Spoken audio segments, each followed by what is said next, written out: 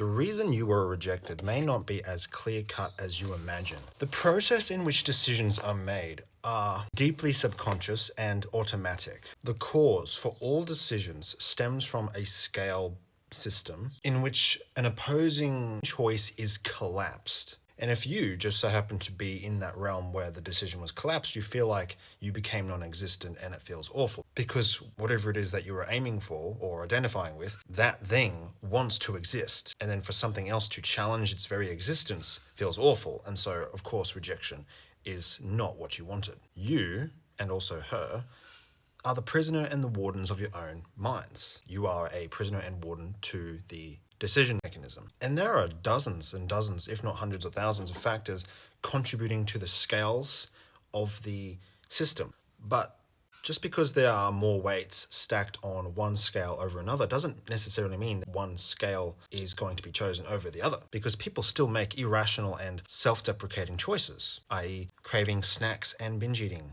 at midnight, entering into destructive and toxic relationships, perhaps, continuing to smoke when you're trying to quit. So you see, decisions, even if you are aware of the impacts of the consequences of those choices, you will still make them anyway. And so what causes these decisions to come about?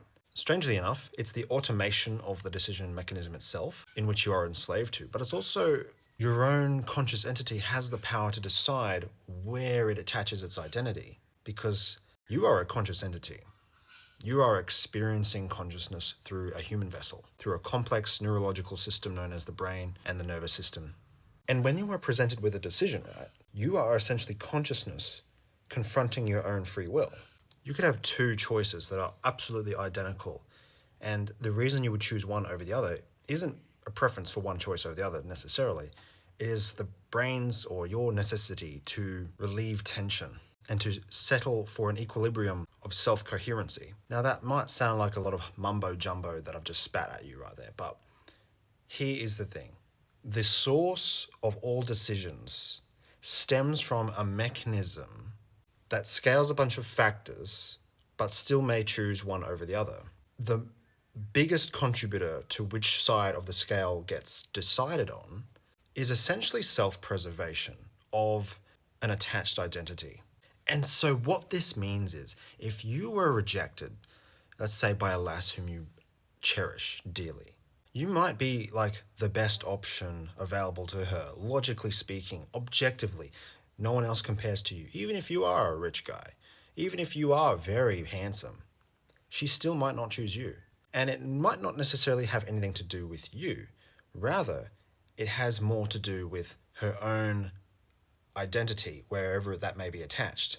She might see herself as unworthy of love. She might have borderline personality disorder, where she might think to herself that love is pain. And because you don't provide pain in your love, that's actually threatening to the identity in which she has attached herself to.